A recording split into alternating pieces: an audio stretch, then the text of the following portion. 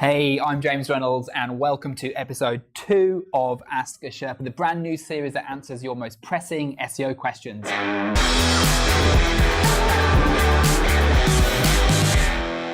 Okay, let's go to our first question, and it comes from Ferdinand Hernandez on Twitter, who asks, what are the key elements that landing pages need to contain in 2018?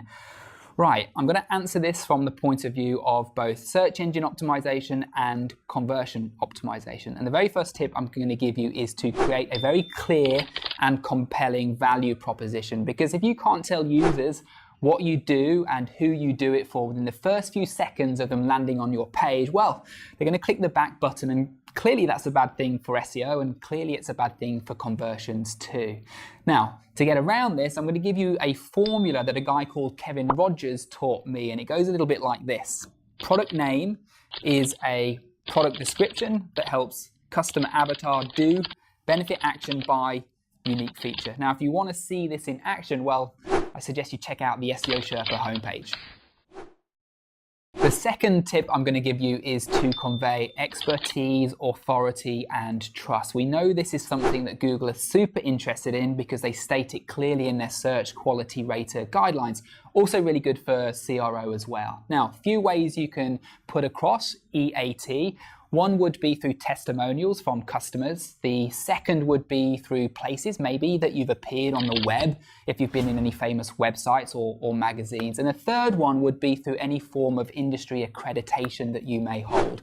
All of those things are going to reinforce to users that you're trustworthy, and that's going to keep people on your website and help push them towards the conversion you want them to take. Okay, the third tip is to have a very clear call to action, because let's face it, our customers and prospects don't tend to do what we want them to do unless we're very specific about what we want them to do next. All right, second question today comes from Joanna Lynn on Twitter, and she asks, how long does it take to see results from SEO?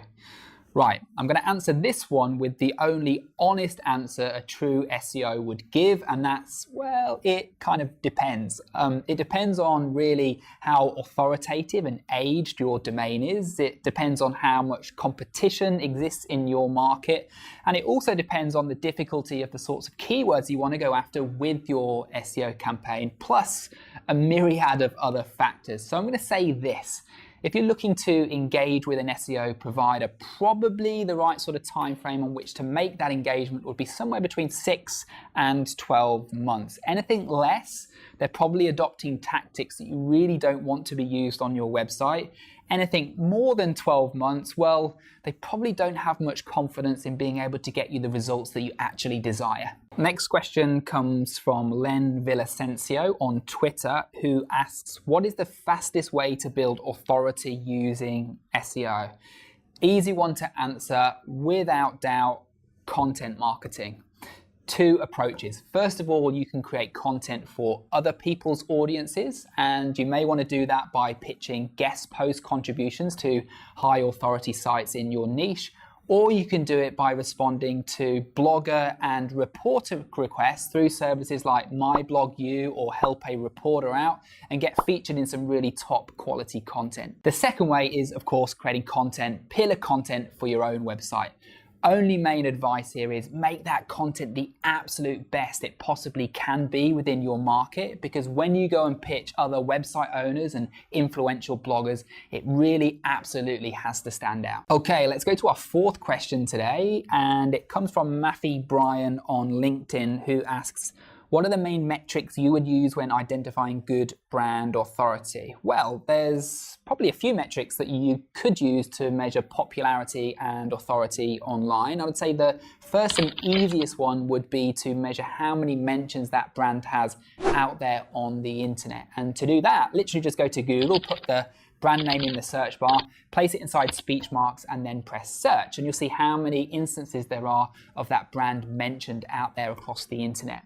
The second one would be to check the number of referring domains, i.e. other websites that link into that brand's website, because the more often it's referenced, of course, that's a really strong indicator of how authoritative it is on the internet.